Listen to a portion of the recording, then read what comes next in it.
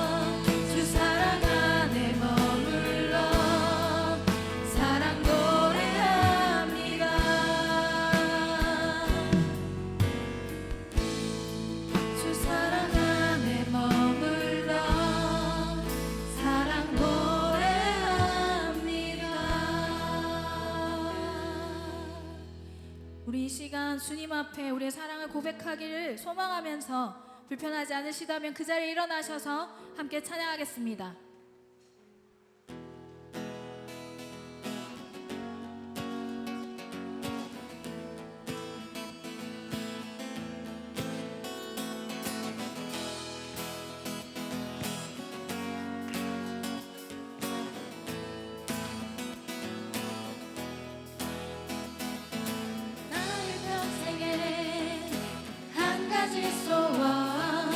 주와 함께 주의 집에 거하며 주의 아름다움을 바라보면서 주를 사모하며 사는 것이라. 나의 평생에 한 가지 소원 주와 함께 주의 집에 거하며 주의 아름다움을 바라보면서 주를 사모하며 사는 것. 다시 한번 찬양해볼까요? 나의 평생에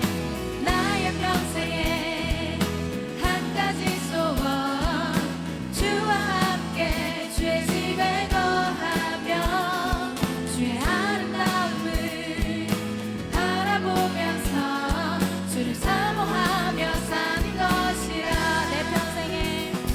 내 평생에서 당신과 인자하심이 정녕 나를 따르리. 내가 주님의 집에서 영원토록 주님과 거하리로다.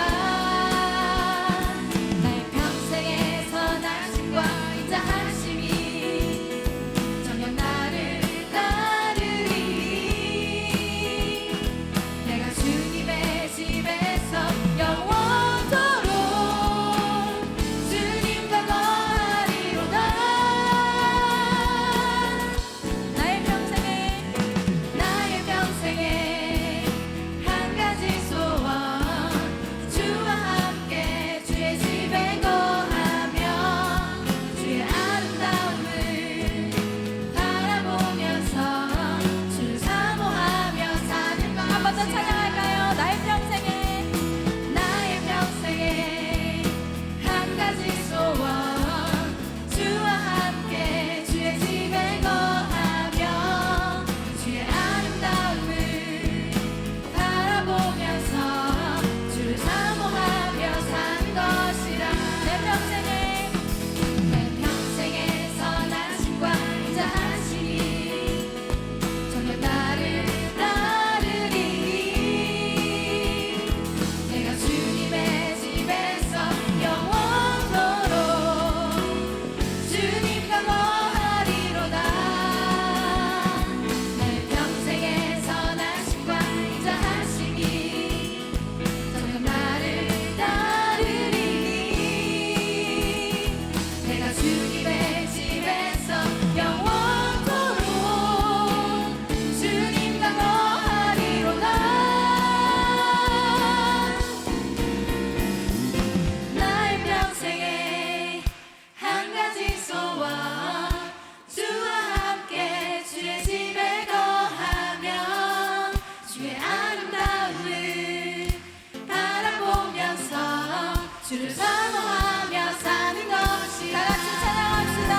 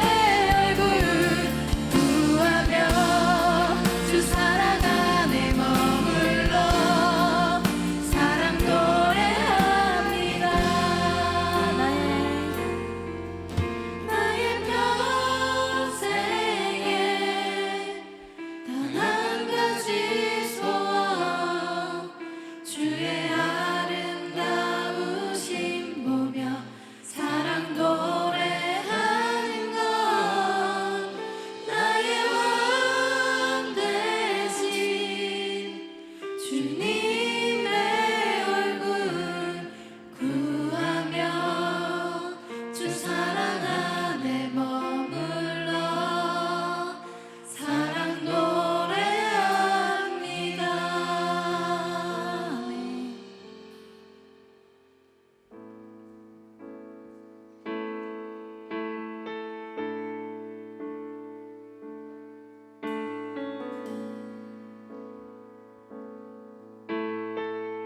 시간 한 번 더 찬양하실 때에 주님이 나의 모든 것이며 주님이 나의 호흡 대신 내 숨쉬는 것 모든 것도 주님 것이다라는 것을 찬양을 통해 함께 고백했으면 좋겠습니다.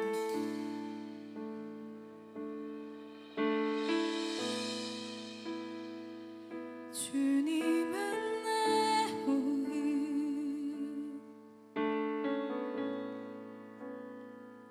주님은 내 호흡, 내 안에 성령 살아 계셔. 말씀은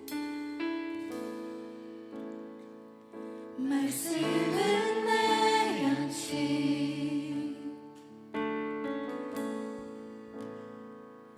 말씀은 내 양식,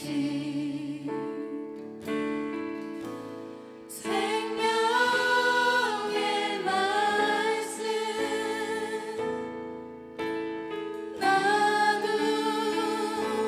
나누시네.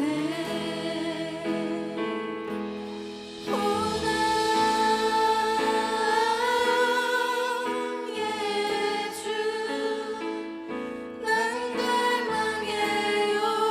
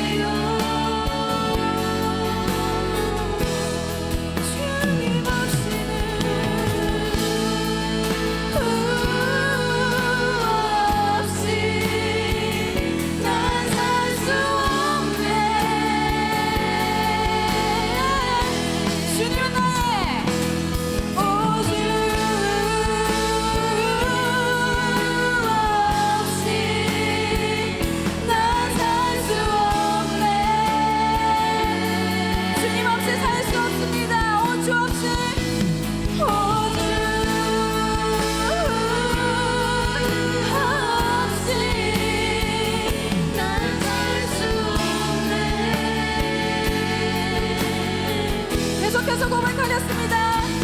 오주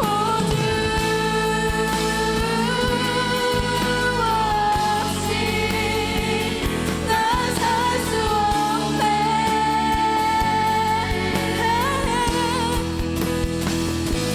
오주 없이 난 살 수 없네. 오 나의 주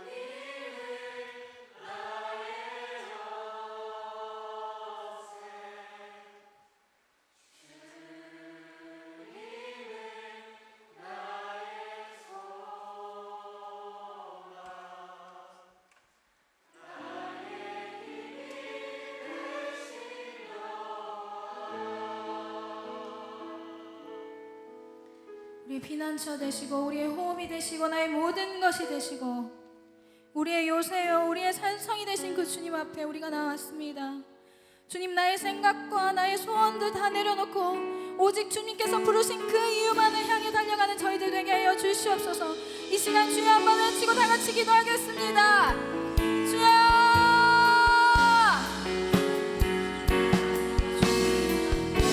주님, 나의 믿음으로 나의 생각과 나의 뜻과 바라는 것을 주님 앞에 다 내려놓고 주님께서 원하는 것 주님께서 나를 향해 이끌고 나아가옵소서.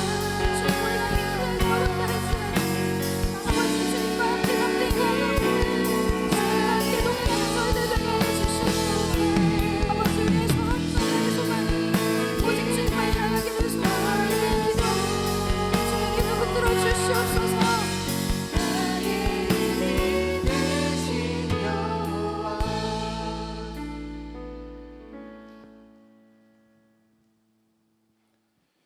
지금도 살아 역사하시며 그 선하신 뜻대로 이 세상을 다스리시는 하나님 아버지, 무덥고 습한 날씨 가운데서도 지난 한 주간 우리와 동행하여 주시고 세상으로부터 지켜 보호하여 주시었다가 거룩하고 복된 주일 우리에게 허락한 이 귀한 전으로 불러주시고 교회와 또 각자가 정한 자신의 처소에서 찬양과 경배로 예배를 시작하게 하시니 감사와 찬양을 올려드립니다.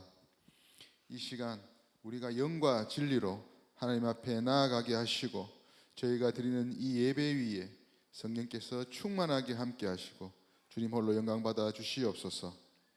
이런저런 염려와 시험, 걱정과 무거운 짐 때문에 많이 지치고 힘들어가는 영혼들이 여기 있습니다. 가족 내 문제, 직장 내 갈등, 주의 자녀로 살아가며 겪어야 하는 여러 가지 어려움과 또 경제적인 고통들로 지치고 힘든 우리 청년 지체들이 지금 여기에 있습니다. 예배를 통해 그들의 아픔을 깨끗게 씻어주시고 주님의 위로를 통해 새롭게 되는 시간이 되게 하여 주시옵소서. 몸과 마음을 정결하게 구별하지 못하고 하나님의 은혜를 잊고 교만하게 살았던 우리의 잘못을 용서해 주시고 하나님의 임재만을 사모하고 갈망하는 예배자들로 만들어 주시옵소서. 사랑하는 동신 아포스를 위해 기도합니다. 코로나 사태로 인한 사회적 거리두기로 예배와 교육, 훈련, 선교, 사랑방 모임 모두가 일부만 불완전하게 이루어지고 있습니다. 조속히 이 코로나를 종식시키시고 모든 지체들이 성전을 가득 채우고 기쁘게 뛰며 찬양드리는 온전한 예배가 회복되게 하시고 사랑하는 친구들과 기쁘게 서로의 얼굴을 보며 하나님의 말씀을 나누는 온전한 교제가 회복되게 하여 주시옵소서. 목사님들과 리더들, 지체들이 주님의 말씀을 배우고 나누고 묵상하는 온전한 훈련이 회복되게 하여 주시옵시고 어려운 힘든 상황에서도 신앙의 끈을 놓지 않도록 우리 모두에게 격려와 기도를 다하시는 아포스톨 목사님들과 완전한 예배의 회복을 위해 힘을 다하여 수고하는 임원단과 리더의 노력과 수고를 기억하시고 축복하시고 복의 보고를 다하여 주시옵소서. 코로나19의 지속적인 확산 속에서 지쳐가는 우리의 마음과 삶의 형편을 주님께서 돌보아 주시며 이 팬데믹이 종료되는 그날까지 서로 격려하며 함께 손잡고 이 시간을 잘 견디게 하여 주시옵소서.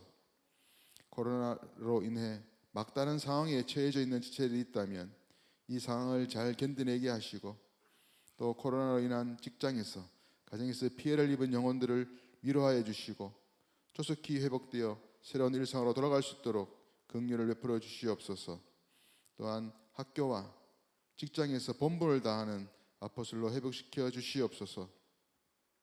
올바른 정체성과 가치관으로 잘 무장하여 세상의 유혹을 잘 이겨내는 아포스톨로 만들어 주시고 기독교에 대한 탄압과 동성애 문제 등 우리 사회의 여러 문제들에 대해 적극적으로 참여하고 우리 사회를 주님의 뜻에 합당하게 세우는 리더들로 삼아 주시옵소서. 외모나 학벌, 연봉, 경제적 능력 등으로 서로 차별하고 비교의식을 가지고 열등감을 느끼는 우리 지체들에게 우리 자신이 얼마나 소중한지를 깨닫고 자존감을 가지는 청년이 되게 하시옵시고 육체의 질병으로 힘들어하는 지체들의 기도에도 응답하여 주시옵시고 건강한 몸으로 회복시켜 주시옵소서. 각자의 기도 제목들을 들고 기도하는 아팠을 지체들의 기도 제목에 하나하나 구체적으로 응답하여 주시옵소서. 우리 청년부를 위해 기도와 수고를 다하시는 위원장 장로님과 부위원장 집사님 여러 부장님들의 기도와 헌신을 기억하시고 사랑의 품으로 위로하여 주시옵소서. 오늘 말씀을 전해 주실 전승욱 목사님께 성령께서 함께 하시고 설교 위에 뜨거운 영이 함께 하셔서 말씀을 듣는 우리 모두에게 큰 은혜와 결단의 시간이 되게 하여 주시옵소서. 이 모든 말씀 살아계신 우리 구주 예수님 이름으로 간절히 기도드립니다. 아멘.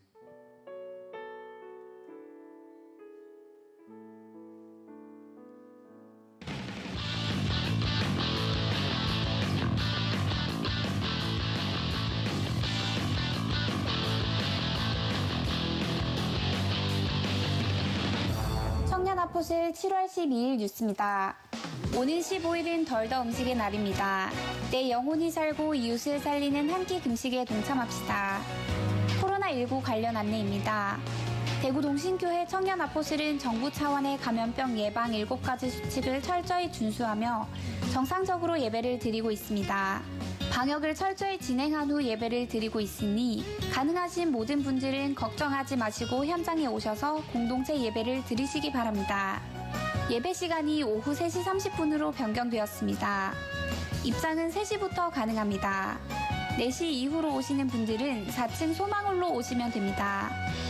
주차는 수성대학교 주차장을 이용해 주시기 바랍니다. 이단의 유입을 막고 교회와 성도들을 보호하기 위해 교회 출입 시 스마트 출입증을 확인합니다. 교회 등록을 원하시는 분은 비정관 1층에서 카드를 작성해 주시고 예배 후 비정관 3층 302호로 오시기 바랍니다. 예배 중에는 꼭 그린존 스티커가 부착된 좌석에 앉아주시고 예배가 끝날 때까지 반드시 마스크를 착용해 주시기 바랍니다. 헌금 시간에 헌금 바구니가 돌지 않도록 의자 중간에 앉으신 분들은 복도 쪽으로 이동해서 헌금해 주시기 바랍니다. 영상 예배 시 헌금은 온라인 헌금으로 대체합니다. 예시를 잘 지켜서 송금하시기 바랍니다. 제6대 담임목사 청빙을 위한 설교 일정이 다음과 같습니다. 청빙의 모든 과정이 은혜 가운데 진행될 수 있도록 많은 기도 부탁드립니다. 대구 동신교회 담임 목사님이신 권성수 목사님의 주일 설교 3분 요약을 유튜브를 통해 시청하실 수 있습니다. 그 외에 여러 다양한 영상들은 아포슬 공식 SNS에서 확인하실 수 있습니다.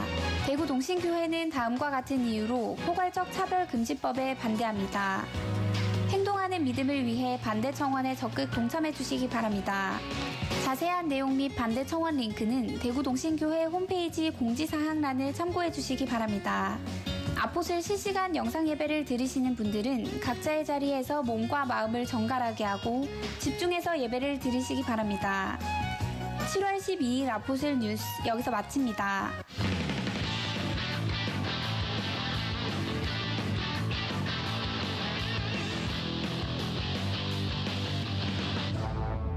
네, 여러분 반갑습니다. 자, 우리 옆 사람과 손 들고 인사하겠습니다. 잘 오셨습니다. 반갑습니다. 네, 여러분 잘 오셨습니다. 비를 뚫고 오신 여러분 환영합니다. 우리가 열심히 정부에서 말씀하고 있는 방역 지침을 잘 지켜서 예배를 드리고 있습니다. 그래서 지금껏 아무 일도 없었고 또 어느 교회와 비교해서도 가장 안전하게 예배를 드리고 있습니다. 그래서 이제 사실 그래서 우리가 예배의 숫자도 빠르게 회복하고 있는 중에 있어요. 아직도 영상 예배 드리시는 분들은 걱정하지 말고 나오시기를 바라고, 또 예배 가운데 나오시는 분들은 주중에 항상 주의를 부탁을 드리겠습니다. 요즘 많이 느슨해져서 뭐 식당이니 또 카페니 하는 데서 마음껏 마스크 벗고 막 계시는 분들을 제가 많이 보는데 여러분 항상 주의해 주시고 그것이 나라를 살리는 일이고 또 교회를 보호하는 일입니다. 그래서 여러분 그렇게 좀 지켜주시기 바라고, 이제 이런 것들이 잘 지켜지지 않다 보니까 이번 주에 이제 국무총리께서 행정 명령을 내렸어요. 교회들을 겨냥해서 교회들을 향하여 이제 금지 명령을 내리셨습니다. 물론 교회로서 서운한 부분이 있어요. 물론 이해되는 부분도 있죠. 일반적인 측면에서 맞는 말도 있어요. 근데 아쉬운 부분이 많아요. 그래서 사실 많은 이제 교회나 또는 많은 이제 교계 지도자들이 거기에 대한 이제 부정적인 이제 반응들을 보이셨고 또 그와 같은 서명 운동 이런 것들이 진행이 되고 있습니다. 우리 청년 아포슬은 그래도 국가의 행정 명령이기 때문에 오늘 진행하기로 했었던 우리 초신자 양육이라든가 기신자 양육을 오늘은 하지 않기로 했습니다. 주중에 어떻게 할지를 고민하고 있고 또 지금 이 시간에도 우리 장로님들, 담임 목사님 이렇게 당회원들이 모이셔서 이 부분에 대해서 회의를 하고 있는 것으로 아는데 여러분들 이를 위해서 기도해 주시고 또 그 나라를 지키기 위해서 또 교회를 보호하기 위해서 여러분들도 주중에 방역을 철저하게 해주시고 예배는 하러 나오시고 그렇게 지켜주시기를 부탁을 드릴게요. 이번 주는 덜더 음식의 날입니다. 여러분 한 끼를 줄이고 헌금해 주시면 그것을 통해서 놀랍고 귀한 일들이 많이 일어납니다. 여러분들이 꼭 신경 쓰셔서 함께 동참해 주시기를 바랍니다. 제가 오늘 참 재밌는 이야기를 들었는데 교인증을 발급받기가 귀찮으셔서 그냥 들어오시는 분이 계시대요. 여러분 그러지 마세요. 교인증 발급받는 거 훨씬 쉽습니다. 들어오실 때마다 다 적으시고 서명하시고 그게 얼마나 불편해요. 그래서 누구나 빠지지 말고 다들 교인증을 다 받으셔서 들어오시기를 바라고요. 또 헌금하실 때 성을 빼고 이렇게 헌금하시는 분이 있어요. 아마 본인이 이름만 이야기하면 본인이 알 거라고 생각하시는 것 같아요.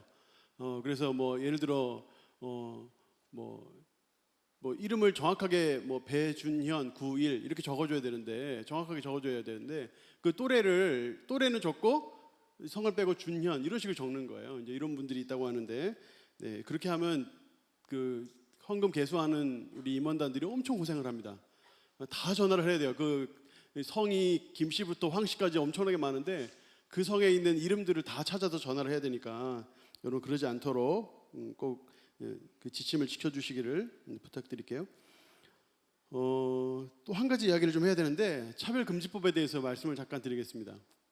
이제 포괄적 차별금지법이라고 해서 현재 발의가 된 상태고 곧 이제 여기에 대한 뭐 이제 논의들 이후에 이제 상정도 내고 이렇게 되겠죠.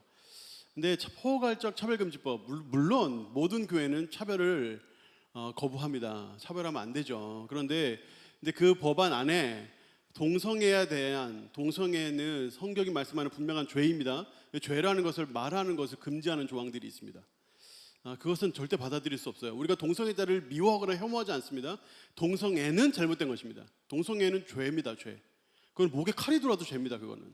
그래서 죄라고 이야기를 해야 되는데 죄라고 이야기하면 잡아 가두는 법을 만드는 거예요. 근데 그것은 교회가 받아들일 수 없고 또 일반적인 차원에서 마찬가지입니다. 아무리 기독교인이 아닌 시민이라 하더라도 양성을 빼버리고 성평등 이렇게 해가지고 그 성에 수많은 성들이 다 들어갈 수 있도록 해준다 그러면 이제 국가가 어떻게 되겠어요? 이제는 아빠 엄마가 없어요.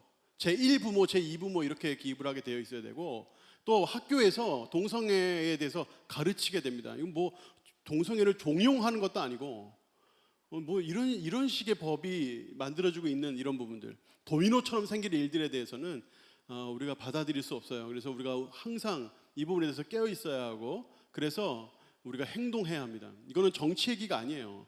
이건 뭐 우가 어떻고 좌가 어떻고 이런 얘기가 아닙니다. 이거는 우리의 신앙에 대한 문제고 우리의 이후에 우리의 신앙을 어떻게 지켜나갈 것인지에 대한 문제거든요. 그래서 여러분들도 여기에 관심을 가지시고 교회에서 자꾸 서명하라고 뭐 날라오고 싫다 그렇게만 생각하지 마시고 왜 교회가 그렇게 하는지 왜 그거를 자꾸 여러분들에게 알려드리는지 주보에도 넣고 홈페이지도 넣고 왜 그러는지 한번 생각해 보시고 여러분들도 한번 이 부분에 대해서 심각하게 생각해 봐 주시기 바라요. 이거는 나이 드신 목사님들의 이야기가 아니에요. 여러분들이 다 감당해야 될 일이거든요. 우리들이 감당해야 될 일입니다. 쉬운 일이 아닙니다. 그래서 여러분들도 꼭 차별금지법에 대해서는 생각을 해주시고 움직여서 행동하는 신앙을 보여주시고 제가 여기 홈페이지도 올라와 있고 주보에도 올라와 있으니까 찾으셔서 여기 들어가셔서 반대 서명을 같이 좀 동참해 주시기를 부탁드리겠습니다. 온라인 사랑방 10시에 모여주시길 바라고요. 오늘 같이 비 오는 날 집안에 앉아가지고 커피 하나 딱 갖다 놓고 줌 앞에서 서로 대화하는 이런 오붓한 시간들을 많이 가지시기를 바랄게요. 자, 네, 광고를 다 한 것 같네요. 네, 자 말씀 한번 같이 읽도록 하겠습니다. 시편 27편입니다. 시편 27편 1절에서 14절 말씀인데요. 네, 저 한 절 여러 한 절 교독하도록 하겠습니다. 시편 27편 1절에서 14절까지 말씀인데요. 제가 먼저 1절 읽고 번갈아 가면서 읽도록 하겠습니다. 여호와는 나의 빛이요 나의 구원이시니 내가 누구를 두려워하리요. 여호와는 내 생명의 능력이시니 내가 누구를 무서워하리요. 악인들이 내 살을 먹으려고 내게로 왔으나 나의 대적들 나의 원수들인 그들은 실족하여 넘어졌도다. 군대가 나를 대적하여 진칠지라도 내 마음이 두렵지 아니하며 전쟁이 일어나 나를 치려 할지라도 나는 여전히 태연하리로다. 내가 여호와께 바라는 한 가지 일 그것을 구하리니 곧 내가 내 평생에 여호와의 집에 살면서 여호와의 아름다움을 바라보며 그의 성전에서 사모하는 그것이라. 여호와께서 환난 날에 나를 그의 초막 속에 비밀히 지키시고 그의 장막 은밀한 곳에 나를 숨기시며 높은 바위 위에 두시리로다. 이제 내 머리가 나를 둘러싼 내 원수 위에 들리리니 내가 그의 장막에서 즐거운 제사를 드리겠고 노래하며 여호와를 찬송하리로다. 여호와여 내가 소리내어 부르짖을 때에 들으시고 또한 나를 긍휼히 여기사 응답하소서. 너희는 내 얼굴을 찾으라 하실 때 내가 마음으로 주께 말하되 여호와여 내가 주의 얼굴을 찾으리다 하였나이다. 주의 얼굴을 내게서 숨기지 마시고 주의 종을 놓아여 버리지 마소서. 주는 나의 도움이 되셨나이다. 나의 구원의 하나님이시여 나를 버리지 마시고 떠나지 마소서. 내 부모는 나를 버렸으나 여호와는 나를 영접하시리이다. 여호와여 주의 도를 내게 가르치시고 내 원수를 생각하셔서 평탄한 길로 나를 인도하소서. 내 생명을 내 대적에게 맡기지 마소서. 위증자와 악을 토하는 자가 일어나 나를 치려 함이니이다. 내가 산자들의 땅에서 여호와의 선하심을 보게 될 줄을 확실히 믿었도다. 같이 읽겠습니다. 너는 여호와를 기다릴지어다. 강하고 담대하며 여호와를 기다릴지어다. 아멘. 우리 오늘 말씀을 우리 전수국 목사님께서 전해 주실 텐데요. 어제 거의 밤을 새셨다고 합니다. 큰 박수로 모시겠습니다. 네, 반갑습니다. 네, 좌우에 계신 분들과 이렇게 인사하겠습니다. 주님이 우리와 함께 하십니다. 이렇게 인사하겠습니다.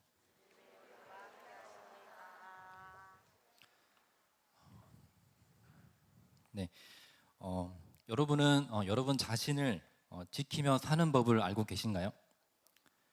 네, 우리 김정원 작가님이라는 분이 자신을 지키며 사는 법이라는 책을 쓰셨습니다. 전쟁 같은 일상을 살아갈 때에 어떻게 위기를 대처하고 또 극복해야 되는지 그 방법을 소개하는 책인데요. 특이한 점은 이분이 어디에서 그 방법을 끌어왔냐면 이순신 장군의 난중일기라는 책에서 통찰을 얻어서 글을 쓰셨어요. 이 책에 보면 이순신이 세상에서 힘들고 어려운 일을 만날 때마다 수많은 시를 썼다고 기록을 하고 있습니다. 수많은 시와 글을 적었어요. 그래서 이분이 그 시와 글 속에서 드러나는 그 두려움에 맞섰던 이순신의 솔직한 심정과 그 대처법을 기록하고 있습니다. 그런데 이 이순신 장군 못지않게 위기를 만날 때마다 시를 적었던 사람이 있어요. 바로 오늘 본문에 나오는 다윗입니다. 오늘 시편 27편이 바로 이 다윗의 시인데요. 1절부터 3절에 보시면 다윗이 지금 어떤 상황에 처해 있는지 그 상황을 유추해 볼 수 있어요. 한번 보시면 악인, 대적, 원수, 군대, 전쟁이라는 단어들이 등장하고 있습니다. 지금 다윗은 계속되는 전쟁의 위기 속에서 하나님께 지금 이 시를 올려드리고 있는 겁니다. 다윗이 누군가요? 일평생 전쟁터를 누비며 싸웠던 큰 용사입니다. 여러분, 전쟁터는 어떤 곳인가요? 칼과 활이 날아다니고 피를 흘리고 사람이 죽어나가고 비명이 가득한 곳이 바로 이 전쟁이죠. 이러한 전쟁을 몸소 겪었던 사람이 바로 다윗이었습니다. 저와 여러분은 실제로 이 전쟁이 무엇인지 참여해 본 적이 없기 때문에 그게 뭔지, 그런 삶이 어떠한 삶인지 잘 알지 못할 거예요. 하지만 오늘날에도 우리 주변을 보면 이 전쟁의 후유증, 이 전쟁의 트라우마에 고통을 겪고 살아가는 분들이 계십니다. 이런 분들이 겪는 고통을 보면 정말 전쟁이 장난이 아니구나, 이 전쟁이라는 것이 얼마나 힘들고 무서운 것인지 그것을 우리가 짐작할 수가 있습니다. 실제 전쟁에 참여했다가 퇴역한 군인들을 보면 그 전쟁이 남긴 상처가 너무 커서 예전처럼 평범한 일상을 살아가는 것이 힘들다고 합니다. 늘 공포와 두려움에 시달려야 되고 알 수 없는 분노를 가지고 살아가요.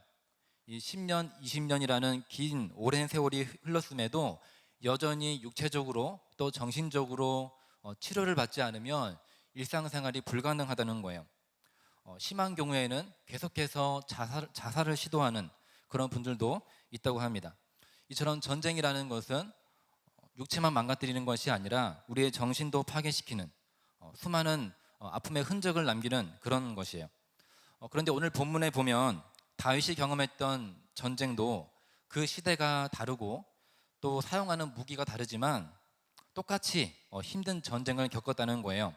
그런데 이러한 다윗의 실제 전쟁과는 비교할 정도는 아니지만 저와 여러분도, 이 시대를 살아가는 저와 여러분도 마치 전쟁 같은 일상을 살아간다는 거예요. 우리들만의 전쟁이 있습니다. 우리도 반복되는 일상 가운데 육체적으로, 정신적으로 시달리는 게 있어요. 하루하루가 전쟁터와 같아요. 시간에 쫓기고 일에 치이고 또 관계가 꼬여가고 몸이 아프기도 하고 또 경제적인 어려움에 참 힘든 시간을 보내기도 합니다.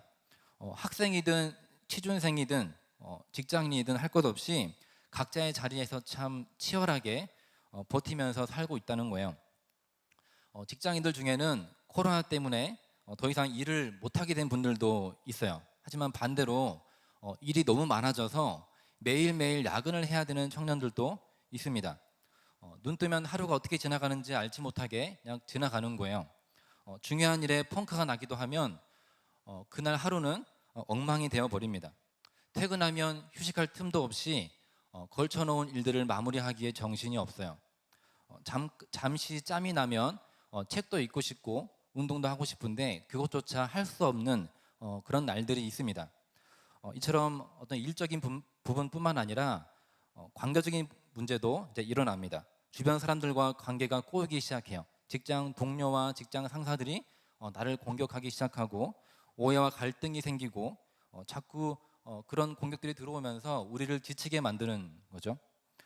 또한 공부하는 분들도 전쟁터와 같습니다. 시험 날짜가 다가올수록 불안해서 잠을 잘 못 자는 거예요. 새벽 2시, 3시까지 책을 붙들고 씨름하다가 겨우 잠에 들고 또 눈을 뜨면 간단하게 한 끼 먹고 다시 학원에 갑니다. 계속 무한 반복이죠. 제가 지금 상상해서 말을 하는 게 아니고 실제로 제가 들은 청년들의 일상을 그대로 이야기한 겁니다. 이런 의미에서 우리도 하루하루가 전쟁터와 같은 시간들을 보내고 있다는 거예요. 자, 그런데 이런 일상이 계속된다면 우리는 어떻게 될까요? 앞서 말한 것처럼 전쟁은 우리의 몸과 마음을 무너뜨립니다. 우리를 두렵게 만들고 불안하게 만들어요. 멘붕이 찾아오는 거예요. 우리의 몸도 아프고 정신도 아프고 하는 겁니다. 그동안 내가 스스로 통제할 수 있다고 생각했던 일들이 내 손을 벗어났을 때 우리는 불안해하고 두려워하고 좌절하고 알 수 없는 분노를 가지고 살아가는 겁니다. 그런데 여러분, 우리가 한 가지 생각할 것은 다윗은 일평생 전쟁터를 살았던 사람이에요. 어쩌면 우리보다 더 힘든 시대를 살았던 인물입니다. 그런데 그런 다윗이 지금 어떻게 고백을 하고 있습니까? 우리 1절을 함께 읽어볼 텐데요. 우리 같이 한번 읽어보겠습니다. 시작.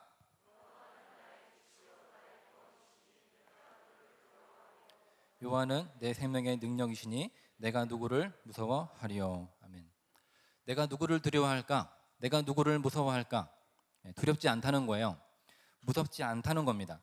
여러분, 이 두렵지 않다는 다윗의 고백이 진짜일까요? 우리는 때로는 무섭지만 무섭지 않은 척 할 때가 있어요. 불안하지만 그렇지 않은 척 할 때가 있습니다. 다윗은 그런 고백을 한 게 아니에요. 또는 단순히 이 긍정의 힘을 맹신하는 사람들처럼 무섭지 않다고, 다 괜찮다고, 잘 될 거라고 그저 말로만 하는 고백을 한 것도 아닙니다. 또는 다윗이 이 삶을 포기해서 더 이상 이 세상에 미련이 남지 않아서 그냥 이런 말을 툭 내뱉은 것도 아니에요. 만약 다윗의 고백이 그런 의미의 고백이었다면 이 시의 고백을 받으신 하나님께서 이 시대의 전쟁터와 같은 일상을 살아가는 주의 자녀들에게 다시 하나님의 말씀으로 이 고백을 주시지는 않았을 거예요.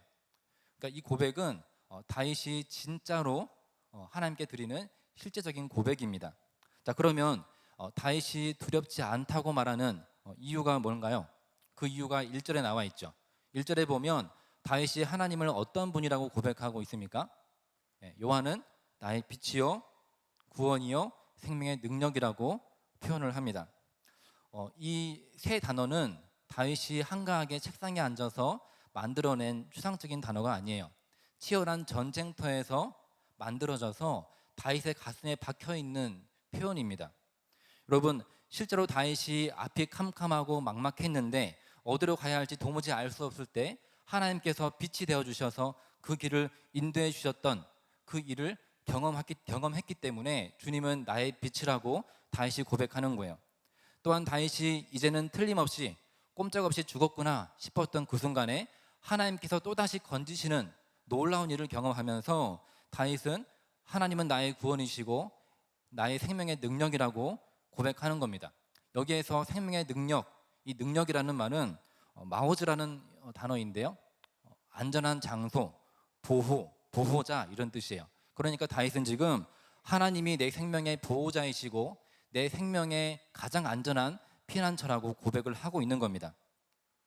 그래서 이 다윗에게 이 빛과 구원과 생명의 능력이라는 단어는 그저 아무 의미 없이 공중에 떠다니는 단어가 아니라 정말 살아있는, 실제로 다윗의 인생에서 벌어지고 경험되어진 살아있는 믿음의 표현이라는 거예요.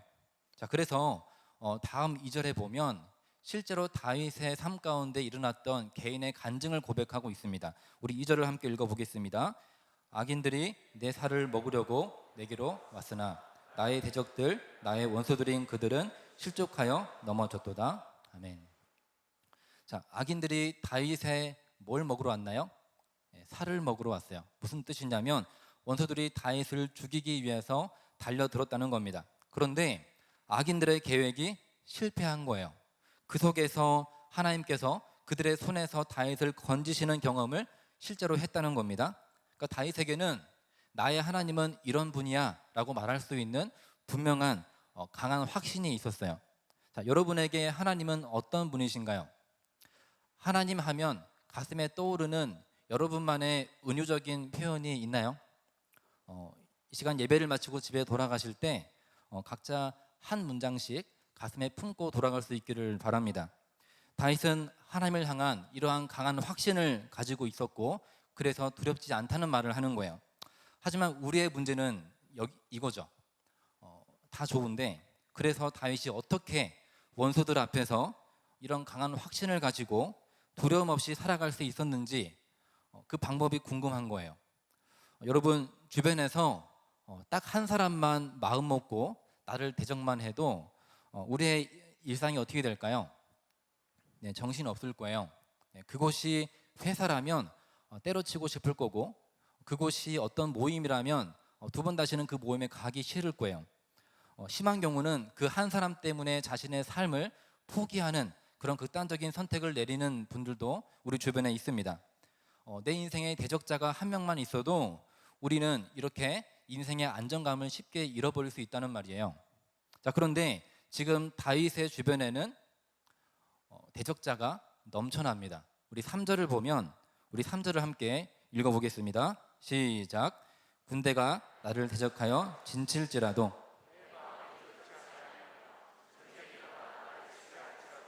나는 여전히 태연하리로다. 아멘. 자, 한 사람도 아니고 군대가 대적해요. 군대가 다윗을 둘러쌌기 때문에 사방이 막혀 있어요. 그런데도 다윗이 무섭지 않다는 거예요. 오히려 여전히 나는 태연하다고 고백을 합니다. 자, 여기서 태연하다는 거는 바타흐 라는 히브리어인데요, 안정감이라는 뜻이에요. 안정감. 근데 내 안에서 스스로 가지는 안정감이 아니라 내가 신뢰하는 대상으로부터 오는 안정감을 말합니다. 이 단어는 그냥 머리에서 나오는 표현이 아니라 가슴에서 나오는 실제적으로 이 시인이 느끼고 있는 감정을 말하는 거예요. 다윗이 원수들 앞에서 또 군대 앞에서 둘러싸여도 견고한 안정감을 느끼고 있다고 지금 고백을 하는 겁니다. 여러분 지금 1절부터 3절까지 쭉 살펴봤는데 어떤 생각이 드시나요? 아무 생각이 안 드시나요? 네, 어떤 생각이 드시나요? 다윗은 어떻게 그럴 수 있을까? 실제로 이런 게 가능한 건가? 이런 생각이 들어요. 저만 그런가요? 네, 저는 그런 생각이 들었습니다. 자, 그런데 여러분, 다윗은 그런 상황 가운데서 우리와 전혀 다른 삶을 살고 있다는 거예요. 수많은 원수들과 군대에 둘러싸여서 사방이 막힌 상황에서도 너무나 강한 확신을 가지고 태연하게 살아가고 있단 말이에요. 다윗은 어떻게 이럴 수 있을까? 우리가 질문해 봐야겠죠. 여러분, 서점에 가시면 두려움을 극복하는 방법을 소개하는 책들이 참 많습니다. 두려움을 마주하십시오. 두려움을 이해해 보세요. 두려움이 찾아오기 전에 먼저 최악의 상황을 먼저 상상해 보세요.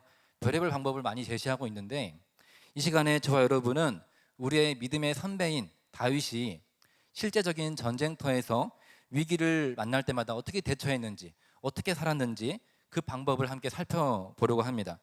자, 1절부터 3절까지 다윗은 나는 두렵지 않다, 나는 무섭지 않다, 나는 태어나다, 이 강한 확신을 고백하면서 그 비결을 4절에서 이야기하고 있습니다. 자, 우리 4절을 함께 읽어보겠습니다. 자, 시작. 내가 여호와께 바라는 한 가지 일, 그것을 구하리니 곧 내가 내 평생에 여호와의 집에 살면서 여호와의 아름다움을 바라보며 그의 성전에서 사모하는 그것이라. 아멘.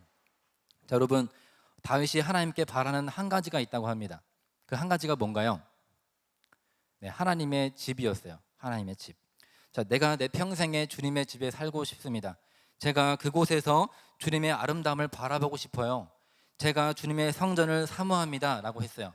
여기서 사모한다는 것은 마치 조사하듯이 찾다, 구하다라는 뜻이에요. 그러니까 지금 다윗이 주님의 성전을 끈질기게 찾고 또 찾고 구하고 있는 겁니다. 자, 여러분, 4절부터 6절까지 쭉 보시면 다윗이 자주 사용하는 단어가 있어요. 먼저 4절에서 여호와의 집, 또 그의 성전이라는 표현이 나오고요. 5절에 가면 그의 초막이 속에, 그의 장막의 은밀한 곳에서, 또 6절에 가시면 그의 장막에서, 지금 보시면 다윗이 계속해서 여호와의 집, 성전, 초막, 장막이라는 장소를 반복해서 언급해요. 다윗이 끈질기게 그 장소를 찾고 있는 거예요. 다윗이 여호와의 집을 간절히 사모하고 있다는 거예요. 자, 여러분, 다윗은 하나님의 집을 왜 이렇게 간절히 찾는 걸까요? 왜 이렇게 주님의 집을 좋아하는 거예요? 성전의 건물이 크고 화려해서일까요? 아니면 그 성전에서, 그 건물에서 일하고 있는 사람들이 개인적으로 다윗의 마음에 들었던 사람이었을까요? 자, 여러분들은 오늘 이 자리에 왜 앉아 계시나요? 우리 집은 에어컨도 안 나고 더운데 비정가는 에어컨도 빵빵하게 나오고, 여기 오면 너무 멋진 형제들, 너무 예쁜 자매들도 있기 때문에 온 건 아니잖아요. 표정을 보니까 그런 것 같기도 하고 잘 모르겠는데, 여러분들, 다윗은 그런 이유가 아니라 바로 하나님 때문이라는 거예요. 성전을 찾고 구하는 이유가 바로 하나님 때문이라고 말합니다. 4절에서 보면 알 수 있듯이 여호와의 아름다움을 바라보기 위해서라는 거예요. 지금 다윗은 하나님의 그 아름다움에 매료되어 있는 겁니다. 여러분, 다윗이 하나님의 집을 사모한다는 것은 힘들고 어려운 일상에서 도망쳐서 이 교회라는 건물에 숨어서 아무것도 하지 않고 예배만 드리고 싶다라는 뜻이 아니에요. 구약에서 이 주님의 집, 주님의 성전이라는 것은 곧 무엇을 의미했나요? 주님의 임재를 의미했어요. 주님의 전을 사모한다는 것은 내가 주님의 임재를 간절히 원한다는 뜻이에요. 다윗은 지금 주님, 저는 주님과 함께하고 싶습니다 라고 말을 하고 있는 겁니다.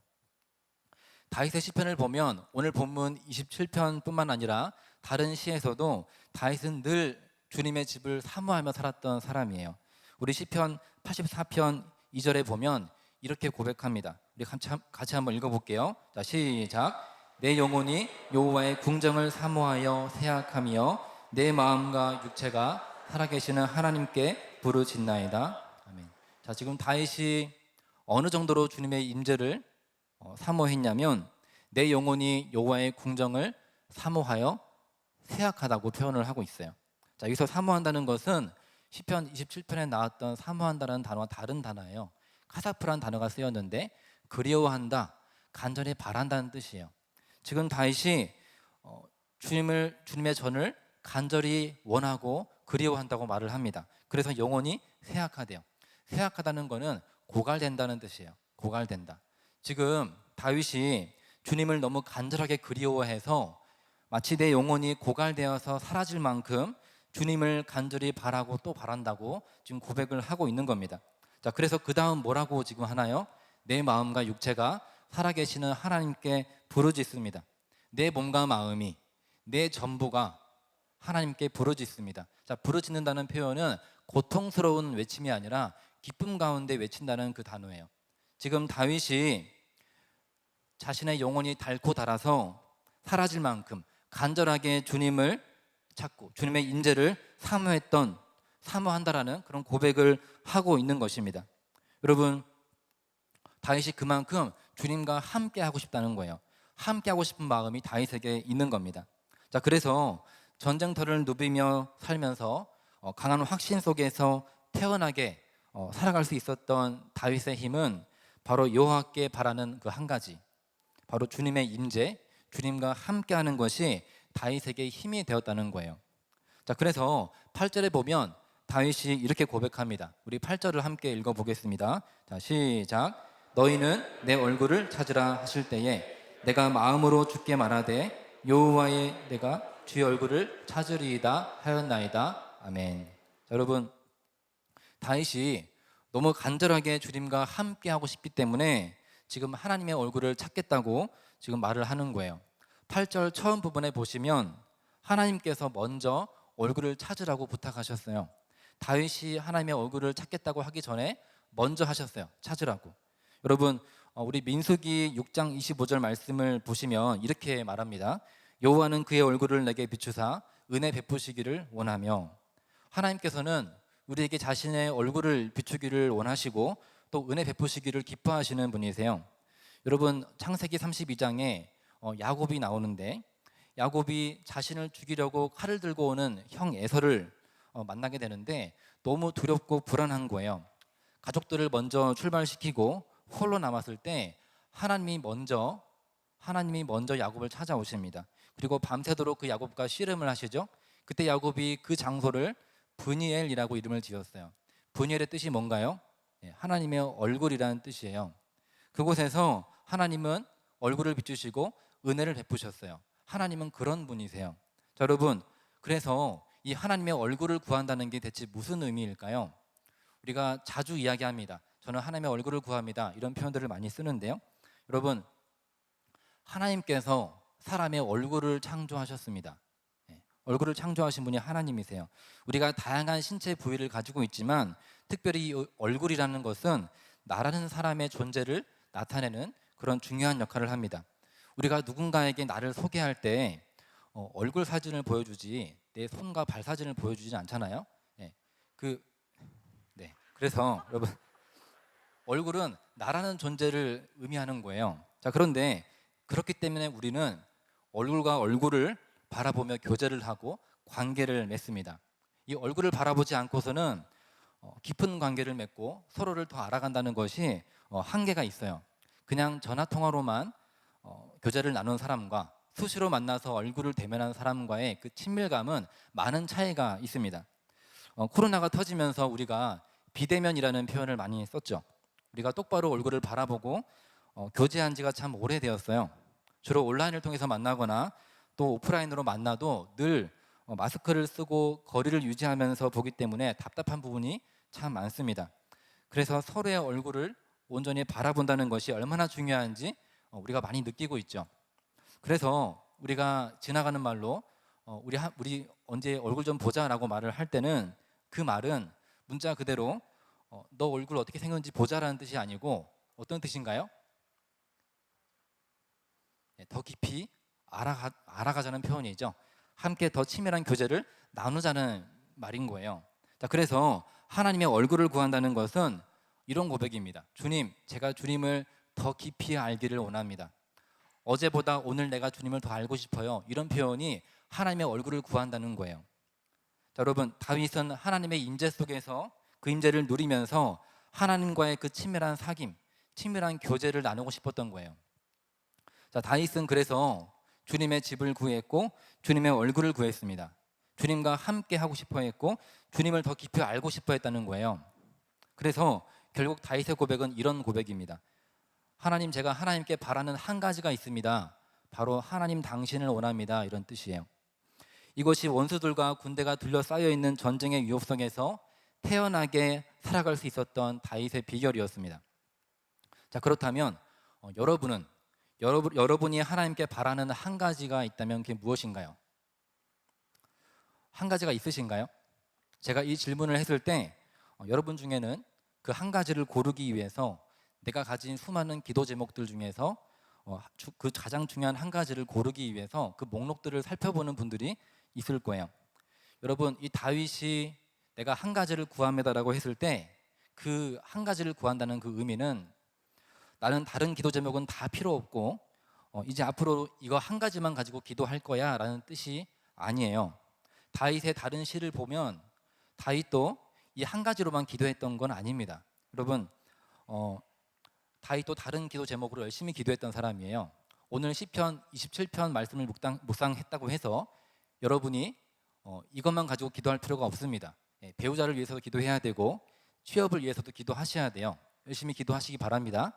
그런데 다윗이 말하는 이 한 가지를 구한다는 말은 그런 뜻이 아니에요. 여러분, 지금 다윗과 하나님은 어떤 관계인가요? 다윗과 하나님은 사랑의 파트너예요. 서로가 함께 사랑하는 연인 같은 관계예요. 자, 그런 관계 속에서 여러분, 사랑하는 사람이 상대방에게 이런 고백을 한 거예요. 제가 당신에게 바라는 한 가지가 있는데 그것은 바로 당신입니다라는 고백을 한 거예요. 자, 그때 여기서 이 한 가지라는 말은 단순히 숫자 1을 의미하는 게 아니죠. 여기서 한 가지라는 말은 이 세상에서 그 어떤 것으로도 대체할 수 없는 하나뿐인 하나를 말하는 거예요. 그게 바로 당신이라는 고백을 한 거예요. 다윗에게 있어서 주님은 이 세상 어떤 것과도 바꿀 수 없는 특별한 한 가지였습니다. 여러분의 한 가지는 무엇인가요? 우리는 늘 1번이 하나님이라고 말은 해요. 하지만 하나님을 대체할 수 있는 2번, 3번, 4번을 가지고 다닙니다. 여러분, 그런 관계를 뭐라고 부르나요? 어장관리라고 하죠. 네, 여러분, 하나님께서 내 어장 속에 기르는 수많은 대상들 중에 하나인 거예요. 그런 관계는 아무런 힘을 얻을 수가 없어요. 다윗에게 하나님은 대체 불가능한 한 가지였습니다. 다윗이 이토록 주님을 간절히 구하고 그 임재를 구했던 그 이유는 한 가지예요. 다윗이 그 주님을 진정으로 사랑하고 즐거워했기 때문입니다. 오늘 말씀 시편 27편 6절 하반절에 보시면 다윗이 이렇게 말하는데요. 우리 함께 읽어보겠습니다. 자, 시작. 내가 그의 장막에서 즐거운 제사를 드리겠고 노래하며 여호와를 찬송하리로다. 여러분, 지금 다윗이 주님의 임재 속에서 내가 즐거운 예배를 드리겠대요. 여러분, 즐거운 예배 어떻게 드릴 수 있나요? 내가 예배하는 그 대상을 내가 즐거워할 때 즐거운 예배가 되는 거예요. 다윗은 하나님을 사랑하고 하나님을 즐거워하던 사람이었습니다. 여러분, 웨스트민스터 대서열이 문답 1번 질문이 바로 이겁니다. 사람의 제일 되는 목적이 무엇인가? 그 답변이 이거예요. 사람의 제일 되는 목적은 하나님을 영화롭게 하는 것과 영원토록 그를 즐거워하는 것이다. 여러분, 다윗의 제일 되는 목적, 다윗의 한 가지가 바로 하나님을 높이고 그 하나님을 사랑하고 즐거워하는 것이었습니다. 이것이 다윗이 전쟁터를 살아가면서도 두려워하지 않고 태연하게 살아갈 수 있는 힘이었어요. 느헤미야 8장 10절에 보면 이렇게 말합니다. 여호와로 인하여 기뻐하는 것이 너의 힘이다. 여러분, 그 힘을 다윗은 매 순간 공급받고 있던 거예요. 여러분은 그 힘을 공급받고 계신가요? 여러분, 믿는 사람들만 이런 생활을 하는 게 아니라 믿지 않는 사람들도 전쟁터와 같은 일상을 살고 있어요. 그들도 인생을 살아가려면 누구나 힘이 필요해요. 세상 사람들은 고단한 하루를 마치고 집에 왔을 때 냉장고에서 시원한 맥주 한 캔 빼서 마시는 게 자신의 유일한 낙이라고 말합니다. 그게 즐거움이라고 말해요. 그렇게 시원한 맥주를 마시고 나면 그날 하루를 보상받는 것 같대요. 모든 스트레스가 풀리는 것 같고 이 맛에 오늘 하루를 버틴다고 말합니다. 여러분, 즐거워하는 것이 이렇게 힘이 되는 거예요. 오늘 시편 27편 다윗의 고백을 통해서 우리가 받을 수 있는 교훈은 아무리 힘든 전쟁터라 할지라도 주님을 구하는 것, 그분을 사랑하고 즐거워하는 것이 우리의 힘이 될 수 있다는 거예요. 하지만 여기서 우리의 문제는 뭔가요? 그래서 어떻게 하나님을 사랑할 수 있는가? 그래서 어떻게 다윗처럼 하나님을 즐거워할 수 있는가 하는 거죠. 우리는 하나님을 즐거워하지 않고 있잖아요. 어떻게 해야 하나님을 즐거워할 수 있을까요? 여러분, 다윗이 오늘 한 가지를 구했어요. 다윗이 무엇을 했나요? 하나님과 함께 하고 싶어 했고 하나님을 더 알고 싶어 했어요. 여러분, 우리도 다윗처럼 하나님을 더 알아가고 그 하나님과 함께 해야만 그분이 누구인지 알게 되고 그분을 알아야만 사랑할 수 있어요. 그분을 알아야만 즐거워할 수 있어요. 여러분, 정말 좋은 사람과 함께 하다 보면 그 함께하는 시간을 통해서 그 사람이 좋아져요. 그 좋은 사람을 내가 알아야만 그 좋은 사람을 내가 사랑하고 즐거워할 수 있어요. 그 사람과 함께 하지 않으면, 그 사람을 알려고 하지 않으면 아무리 좋은 사람이라 할지라도 내가 그 사람을 좋아할 수 없는 거예요. 하나님과 함께하는 것, 하나님을 더 깊이 알아가는 것, 그것이 하나님을 즐거워할 수 있는, 하나님을 사랑할 수 있는 비법이에요. 그걸 다윗이 하고 있던 거예요. 어디에서? 전쟁터에서. 주님은 여러분이 주님의 마음을 알기 원하세요. 주님의 그 진심을 알기 원하세요. 다윗은 마음을 다해서 하나님을 사랑했어요. 마음을 다했다는 건 진심이었다는 거예요. 하나님도 우리에게 진심이세요. 여러분, 하나님의 마음이 어떤 마음인가요? 하나님을 알 때 우리가 하나님을 사랑할 수 있다고 했어요. 여러분, 하나님이 우리를 어떻게 사랑하셨나요? 여러분, 오늘 다윗의 고백을 반대로 거꾸로 한번 돌려보세요. 다윗이 하나님께 바라는 한 가지는 바로 하나님이었어요. 그렇다면 하나님께서 이 시간 나에게 바라는 한 가지는 무엇일까요? 한번 마음속으로 질문해 보세요. 하나님, 이 시간 하나님께서 나에게 바라시는 한 가지는 무엇인가요? 주님의 대답이 뭘까요? 틀림없이 주님의 대답은 이걸 거예요. 내가 너에게 바라는 한 가지가 있는데,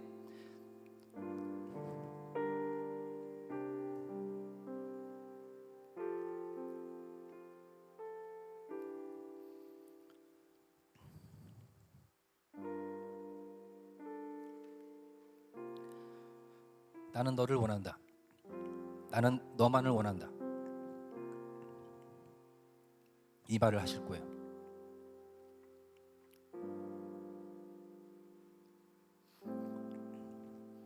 여기서 하나님 말씀하시는 그 한 가지는 이 세상 그 어떤 것으로도 대체할 수 없는 하나뿐인 하나예요. 하나님 앞에서 나라는 존재는, 여러분이라는 존재는 지구상에 나밖에 없어요. 제가 들고 있는 이 마이크는 다른 것으로 대체할 수 있는 하나예요. 하지만 저와 여러분은 그 어디에도 대체할 수 있는 존재가 없는 특별한 하나입니다. 여러분, 이 세상에서 어디에도 저와 여러분은 없어요. 대체 불가능한 거예요. 하나님이 보실 때 나라는 사람이 다른 것으로 대체할 수 있는 존재였다면 굳이 예수님께서 이 땅에 오시지 않았을 거예요. 다 지워버리고 다시 시작하면 되잖아요. 근데 대체할 수 없기 때문에, 절대로 포기할 수 없는 하나이기 때문에 주님께서 오셔서 나를 대신하여서 십자가에서 죽으시고 물과 피를 흘리신 겁니다. 그 모든 저주와 형벌을 다 받아 삼키신 거예요. 이렇게 우리를 사랑하셨어요. 이렇게 우리를 먼저 사랑하셨고, 이렇게 먼저 우리에게 말씀하세요. 내 얼굴을 찾아라. 주님이 먼저 우리에게 부탁하신 거예요. 이렇게 먼저 우리를 사랑하신 그 주님의 선하심, 그분의 아름다우심을 바라보고 그 사랑을 알 때 우리는 비로소 주님을 사랑할 수 있어요. 주님을 즐거워할 수 있어요. 이제 그만 주님을 우리 어장에서 빼야 돼요. 우리의 어항을 깨트려 버려야 돼요. 주님이 나의 유일한 한 분이 되셔야 돼요. 주님은 그걸 원하시는 거예요. 여러분은 전쟁터와 같은 일상을 어떻게 살아가고 계신가요? 이 자리에 매주 교회 나와서 예배는 드리지만 돌아가면, 다시 전쟁터와 같은 현실에 돌아가면 마음이 너무 힘들고 어려운 분들이 계세요.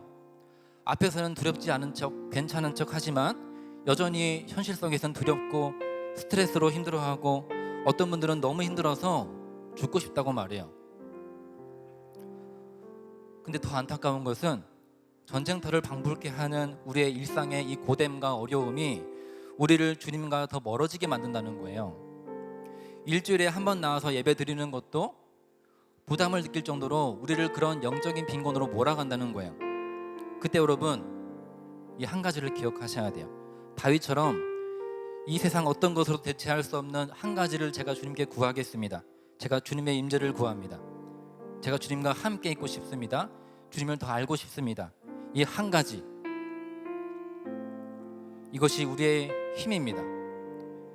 아무리 내 앞에 원수들이 많고 군대가 나를 둘러싸도 하나님, 제가 이 시간 하나님과 함께 하기를 원합니다.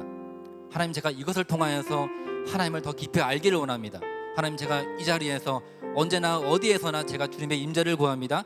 주님만을 구합니다. 이러한 고백이 저의 고백, 또한 우리 아포스톨 청년들의 고백이 되기를 주님의 이름으로 축복합니다. 지금 함께 일어서서 찬양하고 기도할 텐데요, 말씀을 기억하시면서 함께 찬양하겠습니다. 우리 성원이란 찬양입니다. 주님 내가 주의 장막을 사모합니다. 오직 주의 임재를 갈망합니다. 주의 집에서의 하루가 다른 곳의 첫날보다 좋으니 주 사랑 안에 머물며 사랑으로 주님 내가 주의 장막을 사모합니다.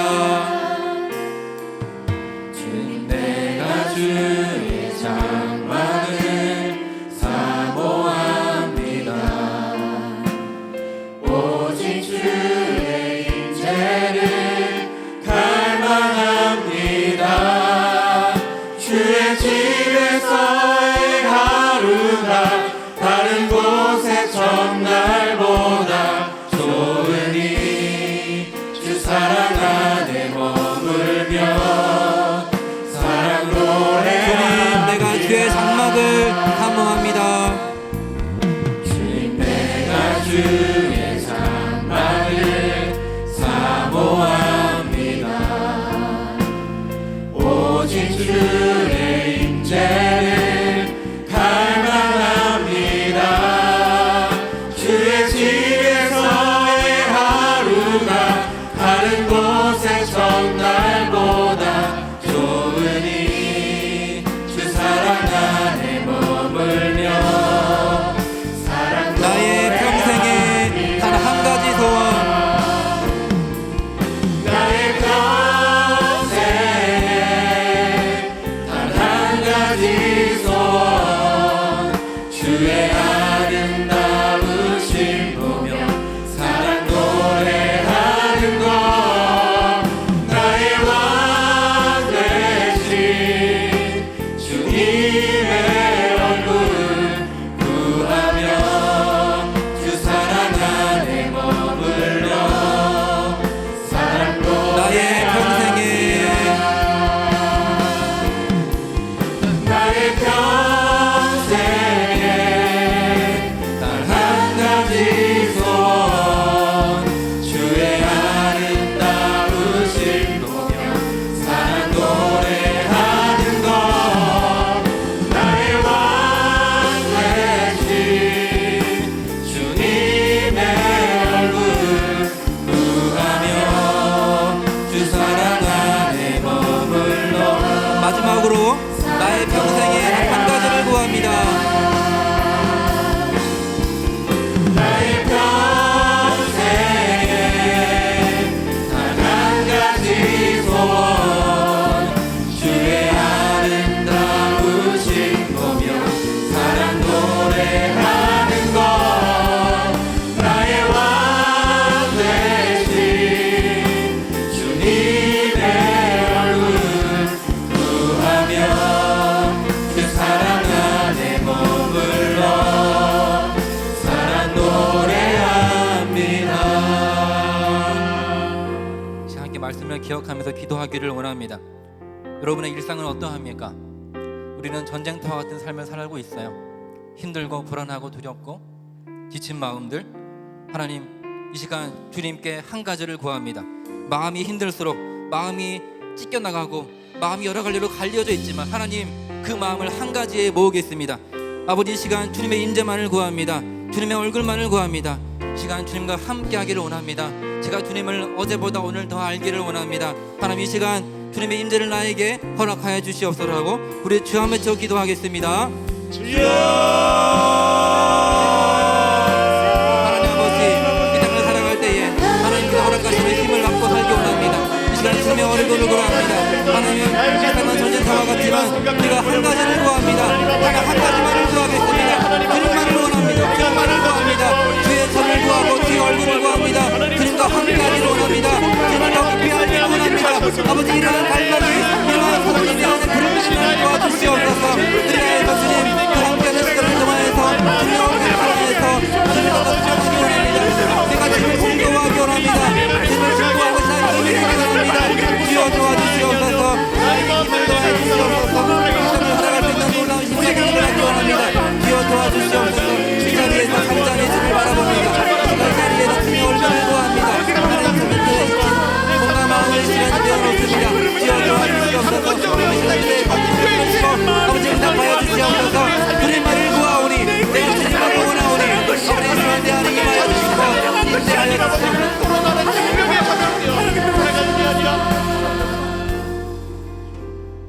하나님 아버지, 전쟁터와 같은 나의 일상이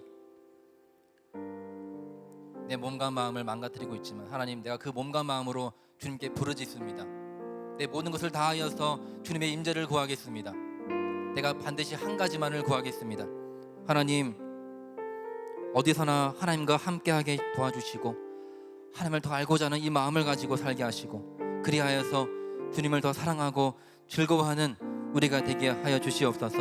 주님을 즐거워하는 것이 나의 제일 목적이 되게 하시고 주님을 즐거워하는 것이 우리의 힘이 되게 하여 주시옵소서. 감사하며 예수 그리스도의 이름으로 기도드립니다. 아멘.